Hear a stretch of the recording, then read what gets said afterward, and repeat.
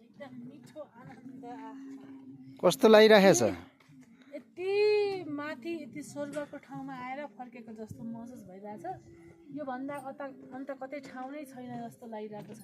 हो एकदमै कस्तो राम्रो स्वर्गै फिल भयो त? स्वर्गै फिल भइरहेछ। स्वर्ग नै फिल हुन्छ त्यहाँको पानी छोएपछि, त्यहाँको भगवानलाई हेरिसकेपछि त्यस्तो फिल नै भएको छ। एकदम मिठो खुसी लाग्यो, आनन्द।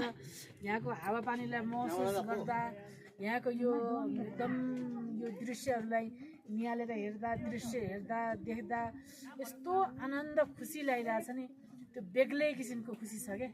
अझै यहाँ आदि बिचमा आउँदै गर्दा कस्तो भइरहेको थियो होइन, कहिले पुग्ने जस्तो भइरहेको थियो। त्यहाँ पुगिसकेपछि यति मन हर्षित, खुसी, आनन्द भयो। मनले एकदम चाहेको कुरा प्राप्त भएको जस्तो फिल भयो।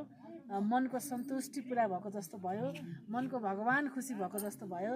एकदमै खुसी लाग्यो मलाई त। यहाँ आएर यो मुस्ताङ चाहिँ घुम्नै पर्ने ठाउँ जस्तो लाग्यो मलाई। अनि विशेष गरी त मुक्तिनाथ नआइ हुँदैन जस्तो लाग्यो।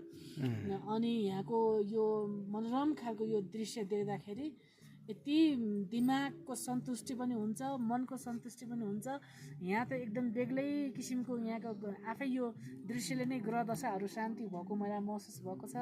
अनि अर्को यो त्यो मात्रै नभएर मेरो माइन्ड पनि एकदम फ्रेस अनि धेरै ज्ञान बुद्धिहरू आउँछ, मलाई त्यस्तो खालको फिल भएको छ।